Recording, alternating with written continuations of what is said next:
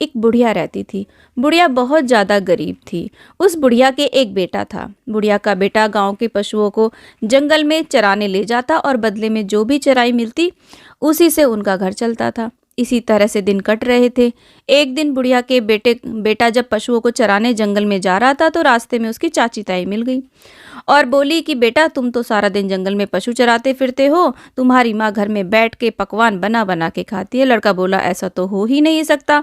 तब चाची ताई बोली कि तुम्हें भरोसा ना हो तो आज थोड़ी देर पहले जाके देख ले, खुद अपनी आंखों से देख लेना। लड़के ने सोचा, ठीक है, देखने में क्या हर्ज है। लड़का जिस समय अपने घर रोज जाता था उससे थोड़ी देर पहले आ गया। उस दिन सकट चौथ का व्रत था और बुढ़िया तिलकुट बना रही थी। कढ़ाई चढ़ा रखी थी और तिल भून रही थी। अब ये देखकर लड़के ने सोचा कि मेरी ताई चाची तो ठीक कह रही थी, मैं तो जंगल जंगल भूखा प्यासा पशु चराता फिरता हूँ, मेरी माँ तो पीछे पकवान बना बना कर खाती है। उसको ताई चाची की सीख लग गई थी। लड़का बोला, माँ मैं तो घर से निकलूंगा। माँ बोली, बेटा क्या बात हुई जो तूने ऐसा सोचा? बेटा बोला कि माँ मैं तो चला जाता हूँ जंगल में, तुम पीछे पकवान बना बना के खाती हो, मुझे खिलाना तो दूर तुम बताती तक नहीं हो। अब मैं इस घर में नहीं रहूँगा, मैं तो जंगल में जाऊँगा। बुढ़िया ने बहुत समझाया कि बेटा आज सकट चौथ का व्रत है इसलिए तिलकुट बना रही थी, लेकिन बेटा नहीं माना। बुढ़िया समझ गई ये किसी का सिखाया पढ़ाया गया है, ये नहीं रुकेगा। बेटा जाने लगा तो बुढ़िया ने कहा कि बेटा ये सकट चौथ व्रत के तिल हैं, ये तुम अपने साथ ले जाओ, जहाँ भी भीड़ पड़े मुसीबत पड़े तिल पूर के बैठ जाना। अगर मैं तुम्हारे नाम के व्रत करती होंगी तो मुसीबत टल जाएगी। लड़के ने तिल हाथ में लिए और वो चल दिया। चलता चलता एक जंगल के पास पहुंच गया। अब जंगल में गया तो देखा कि सामने एक बहुत बड़ा शेर खड़ा है। शेर ने रास्ता रोक लिया। लड़के ने सोचा कि आज तो मेरा मरना तय है। डर के मारे कांपने लगा। डर के मारे सबसे पहले इंसान को अपनी माई की याद आती है, तो उसे भी अपनी माँ की याद आ गई। माँ याद आते ही माँ के दिए तिल याद आ गए।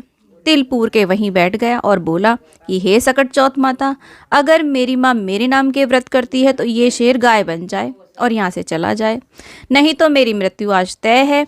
जैसे ही उस लड़के ने ऐसा बोला वैसे ही शेर गाय बन के पूंछ हिलाता चला गया, क्योंकि बुढ़िया तो अपने बेटे के नाम के ही व्रत करती थी। अब वो राम राम कहता हुआ आगे चल दिया। आगे गया तो देखा एक बहुत बड़ी नदी रास्ते में उफान करती हुई आ रही थी। अब उसने सोचा कि अगर मैं नदी पार करूंगा तो डूब के मर जाऊंगा, क्योंकि नदी का बहाव बहुत तेज है, तूफान आया हुआ है, और अगर मैं ये नदी पार नहीं करूंगा तो रात हो गई है, पीछे जंगल है, जंगली जानवर मुझे नहीं छोड़ेंगे, मुझे खा जाएंगे।